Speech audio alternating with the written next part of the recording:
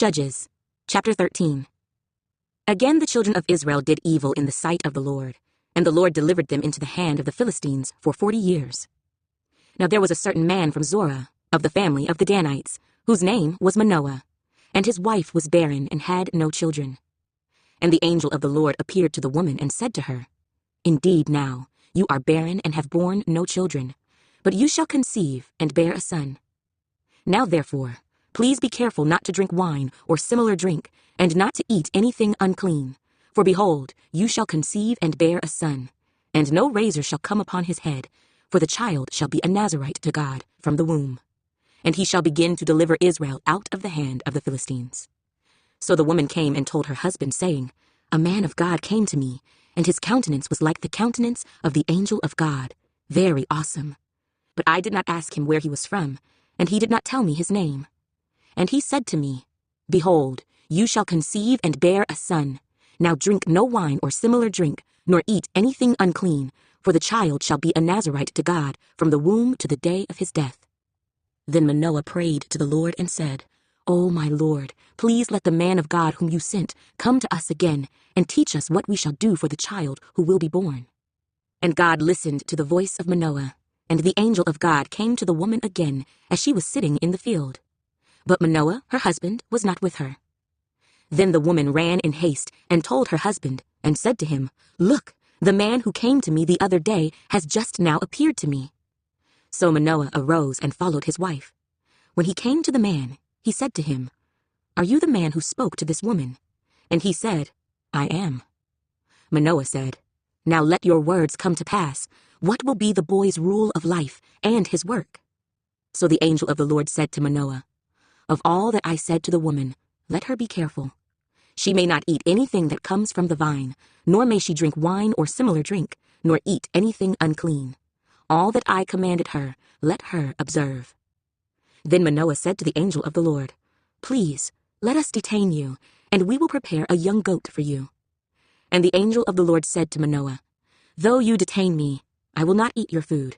But if you offer a burnt offering, you must offer it to the Lord. For Manoah did not know he was the angel of the Lord. Then Manoah said to the angel of the Lord, What is your name, that when your words come to pass, we may honor you? And the angel of the Lord said to him, Why do you ask my name, seeing it is wonderful? So Manoah took the young goat with the grain offering, and offered it upon the rock to the Lord. And he did a wondrous thing while Manoah and his wife looked on. It happened as the flame went up toward heaven from the altar. The angel of the Lord ascended in the flame of the altar. When Manoah and his wife saw this, they fell on their faces to the ground. When the angel of the Lord appeared no more to Manoah and his wife, then Manoah knew that he was the angel of the Lord. And Manoah said to his wife, We shall surely die, because we have seen God. But his wife said to him, If the Lord had desired to kill us, he would not have accepted a burnt offering and a grain offering from our hands, nor would he have shown us all these things, nor would he have told us such things as these at this time. So the woman bore a son, and called his name Samson. And the child grew, and the Lord blessed him. And the Spirit of the Lord began to move upon him at Mahaneh-dan, between Zorah and Eshtaol. Judges, chapter 14. Now Samson went down to Timnah, and saw a woman in Timnah of the daughters of the Philistines. So he went up and told his father and mother, saying, I have seen a woman in Timnah of the daughters of the Philistines. Now therefore, get her for me as a wife. Then his father and mother said to him, Is there no woman among the daughters of your brethren, or among all my people, that you must go and get a wife from the uncircumcised Philistines? And Samson said to his father, Get her for me, for she pleases me well.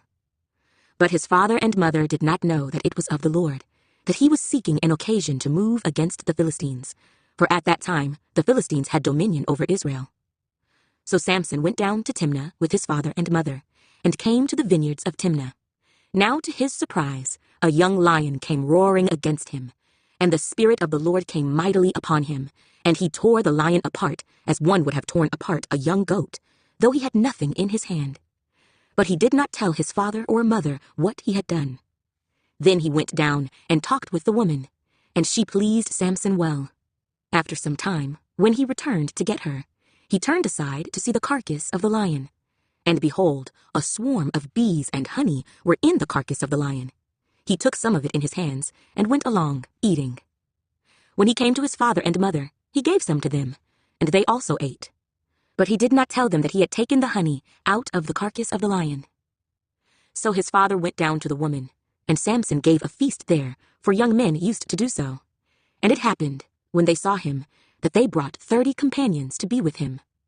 Then Samson said to them, "Let me pose a riddle to you. If you can correctly solve and explain it to me within the 7 days of the feast, then I will give you 30 linen garments and 30 changes of clothing. But if you cannot explain it to me, then you shall give me 30 linen garments and 30 changes of clothing." And they said to him, "Pose your riddle, that we may hear it." So he said to them, "Out of the eater came something to eat, and out of the strong came something sweet." Now for 3 days they could not explain the riddle. But it came to pass on the 7th day that they said to Samson's wife, "Entice your husband, that he may explain the riddle to us, or else we will burn you and your father's house with fire. Have you invited us in order to take what is ours? Is that not so?"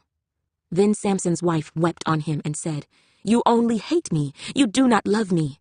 You have posed a riddle to the sons of my people, but you have not explained it to me." And he said to her, "Look, I have not explained it to my father or my mother, so should I explain it to you?" Now she had wept on him the 7 days while their feast lasted. And it happened on the 7th day that he told her, because she pressed him so much. Then she explained the riddle to the sons of her people. So the men of the city said to him on the 7th day, before the sun went down, "What is sweeter than honey, and what is stronger than a lion?" And he said to them, "If you had not plowed with my heifer, you would not have solved my riddle." Then the Spirit of the Lord came upon him mightily, and he went down to Ashkelon and killed 30 of their men, took their apparel, and gave the changes of clothing to those who had explained the riddle. So his anger was aroused, and he went back up to his father's house. And Samson's wife was given to his companion, who had been his best man. Judges, chapter 15.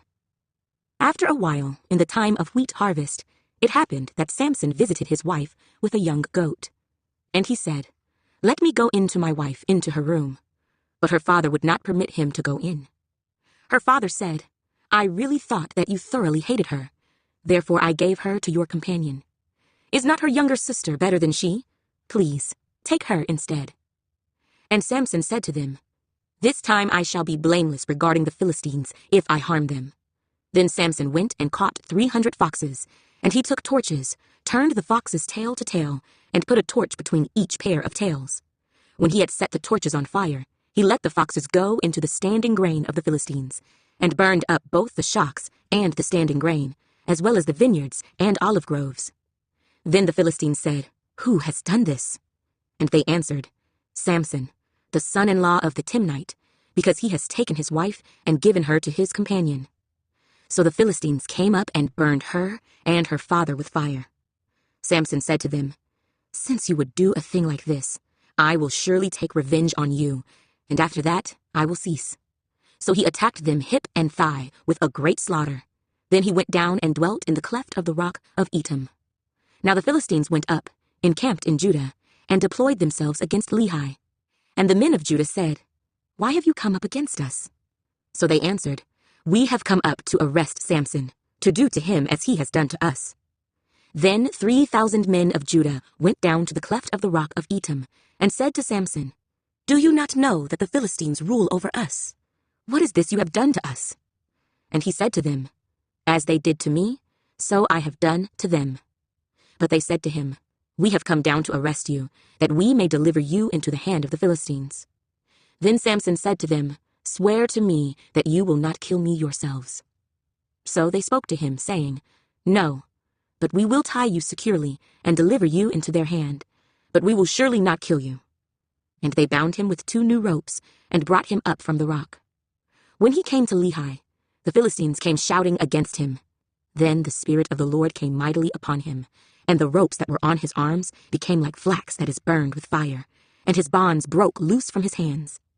He found a fresh jawbone of a donkey, reached out his hand and took it, and killed 1,000 men with it. Then Samson said, "With the jawbone of a donkey, Heaps upon heaps, with the jawbone of a donkey, I have slain 1,000 men. And so it was, when he had finished speaking, that he threw the jawbone from his hand, and called that place Ramoth-Lehi. Then he became very thirsty. So he cried out to the Lord and said, You have given this great deliverance by the hand of your servant, and now shall I die of thirst and fall into the hand of the uncircumcised? So God split the hollow place that is in Lehi, and water came out, and he drank. And his spirit returned, and he revived. Therefore he called its name En-Hakkore, which is in Lehi to this day. And he judged Israel 20 years in the days of the Philistines. Psalm 74. A contemplation of Asaph. O God, why have you cast us off forever? Why does your anger smoke against the sheep of your pasture? Remember your congregation, which you have purchased of old, the tribe of your inheritance, which you have redeemed, this Mount Zion where you have dwelt. Lift up your feet to the perpetual desolations. The enemy has damaged everything in the sanctuary. Your enemies roar in the midst of your meeting place. They set up their banners for signs. They seem like men who lift up axes among the thick trees. And now they break down its carved work, all at once, with axes and hammers. They have set fire to your sanctuary. They have defiled the dwelling place of your name to the ground. They said in their hearts, Let us destroy them altogether. They have burned up all the meeting places of God in the land. We do not see our signs. There is no longer any prophet, nor is there any among us who knows how long. O God, how long will the adversary reproach? Will the enemy blaspheme your name forever? Why do you withdraw your hand, even your right hand? Take it out of your bosom and destroy them. For God is my king from of old, working salvation in the midst of the earth. You divided the sea by your strength. You broke the heads of the sea serpents in the waters. You broke the heads of Leviathan in pieces, and gave him as food to the people inhabiting the wilderness. You broke open the fountain and the flood. You dried up mighty rivers. The day is yours. The night also is yours. You have prepared the light and the sun. You have set all the borders of the earth. You have made summer and winter. Remember this, that the enemy has reproached, O Lord, and that a foolish people has blasphemed your name. Oh, do not deliver the life of your turtle dove to the wild beast. Do not forget the life of your poor forever. Have respect to the covenant, for the dark places of the earth are full of the haunts of cruelty. Oh, do not let the oppressed return ashamed. Let the poor and needy praise your name. Arise, O God, plead your own cause. Remember how the foolish man reproaches you daily. Do not forget the voice of your enemies. The tumult of those who rise up against you increases continually.